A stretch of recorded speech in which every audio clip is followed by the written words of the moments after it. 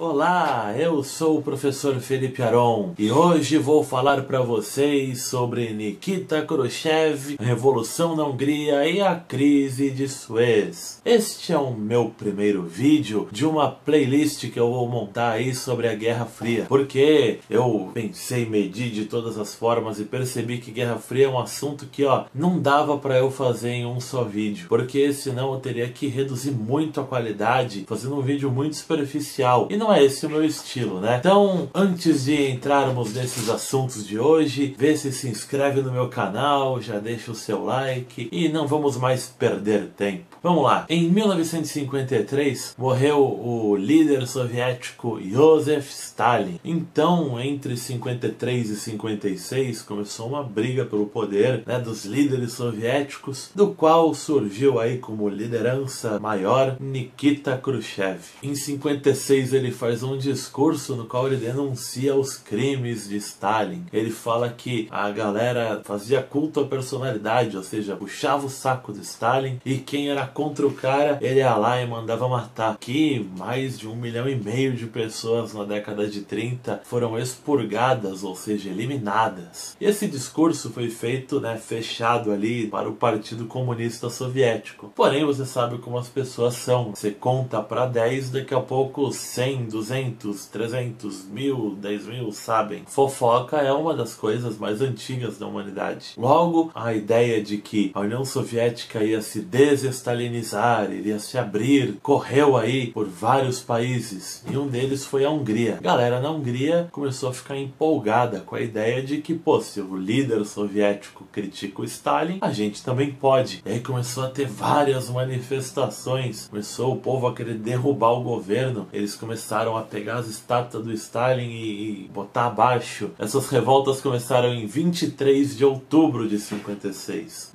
Uma semana depois, lá no 1º de novembro, o Partido Comunista Húngaro já estava arregando e resolveu colocar como líder o cara dos protestos, o líder dos protestos, um cara chamado Imre Nagy. Ele, logo que chegou ao poder, ele começou a anunciar mudanças, falou que a ditadura ia acabar e tudo mais. Ele falou que a Hungria não ia participar do Pacto de Varsóvia. Só contextualizando, Pacto de Varsóvia era um tratado que a União Soviética criou no ano anterior, em 55, porque desde o final da Segunda Guerra Mundial ela estava ocupando os territórios ali do leste europeu e ela queria dar uma legitimidade a isso. Então uma aliança militar, chamada de Pacto de Varsóvia, era a desculpa perfeita para o exército soviético continuar no leste europeu. Enfim, era disso que o líder húngaro aí, revolucionário, Nagy, queria tirar a Hungria. E aí ele falou que queria ajuda das Nações Unidas e blá blá blá. 2 dias depois, em 3 de novembro, os soviéticos invadiram com mais de 1000 tanques e cerca de 20 mil soldados lá na Hungria e abafaram, destruíram essa revolução. Porque afinal, embora o discurso do Khrushchev tenha sido muito bonito, é muito difícil honrar essa ideia aí. E essa vai ser a primeira contradição do discurso do Nikita Khrushchev.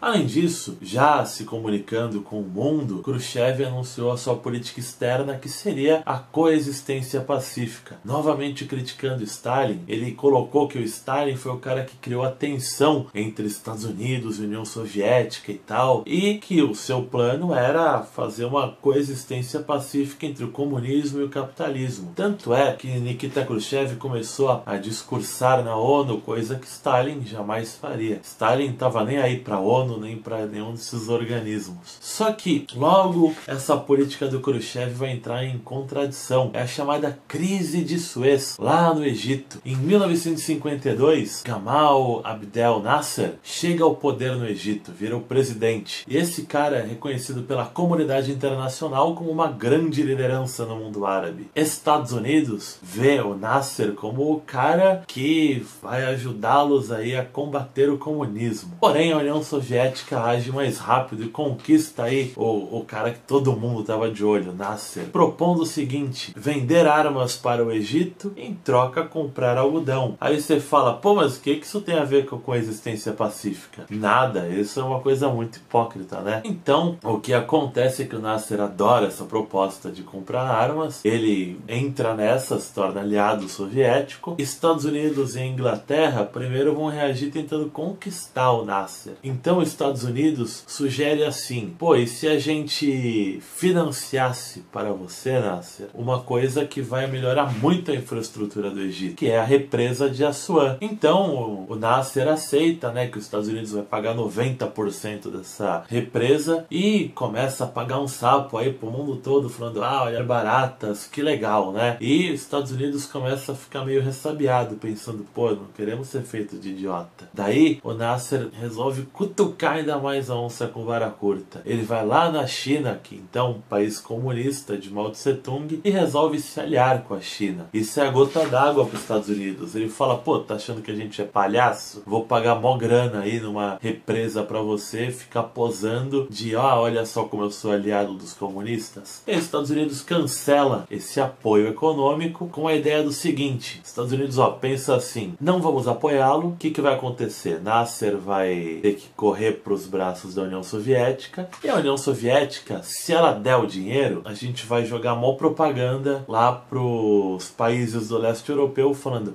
olha só, Hungria, Polônia, Tchecoslováquia, vocês estão aí na miséria, enquanto que o Khrushchev está depositando milhões lá no Egito. Já se a União Soviética não apoiar o Egito economicamente, aí ela vai ficar com cara de hipócrita, de: ah, olha só, sou aliada, mas quando chega na hora H eu não ajudo. Os Estados Unidos pensou: ah, dei checkmate, legal. Não. O que acontece em seguida é que Nasser não vai buscar a União Soviética. Nasser vai até uma coisa chamada Canal de Suez, que é um canal mantido por uma empresa britânica que atravessa lá do Mar Mediterrâneo para o rumo do Oceano Índico, que os navios britânicos e franceses usavam, e resolve tomar esse canal, nacionalizar. Falou: agora é estatal egípcio. E com os lucros obtidos aí pelo pedágio desse canal, nós vamos financiar a nossa represa de Assuan. Isso deixa a Inglaterra e França irritadas, iradas. Inglaterra e França já estavam muito boladas com o Egito receber armas, porque elas tinham colônias na África e temiam que o Egito vendesse armas para essas colônias para ganhar influência. E era exatamente o que o Egito queria fazer. Então,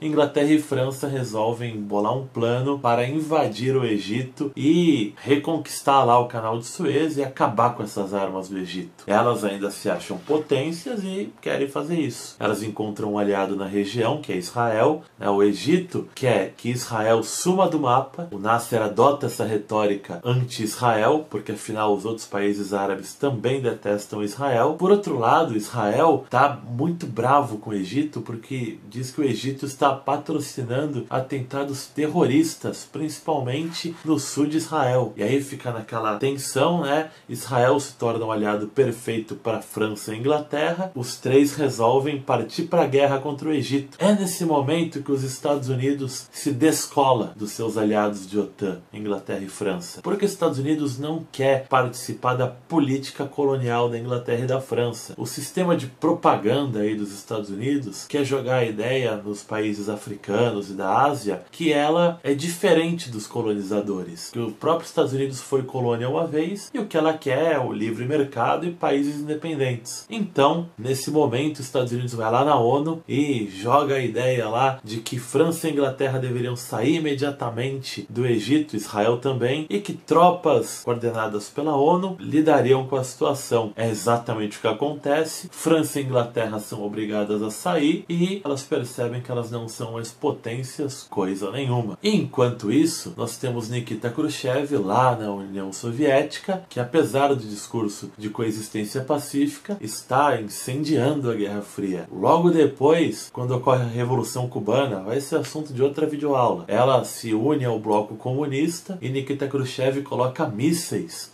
apontados para os Estados Unidos. Ao mesmo tempo, os Estados Unidos fica bravo com isso e resolve colocar mísseis lá na Turquia apontados para a União Soviética. Resultado, Nikita Khrushchev, não querendo levar até as vias do fato, até uma guerra nuclear, se vê obrigado a retirar os mísseis de Cuba. Agora, pessoal, se você já assistiu algum filme de máfia, você sabe que você não pode empunhar a arma e ameaçar para logo depois guardar e falar: ah, não, era só para te testar. Isso não se faz, você perde o respeito ao fazer isso. Se apontou a arma, você tem que atirar, não tem outra. Então, Nikita Khrushchev também perde o respeito, inclusive dentro da União Soviética, e quando chega em 19 1964, ele é o primeiro e único líder soviético a sair do poder antes de morrer. Bom, então é isso, pessoal. Vocês entenderam aí a epopeia do Nikita Khrushchev, né? Alguns fatos entre os anos 50 e 60. Aguardem mais vídeos de Guerra Fria, meus amigos. Então é isso aí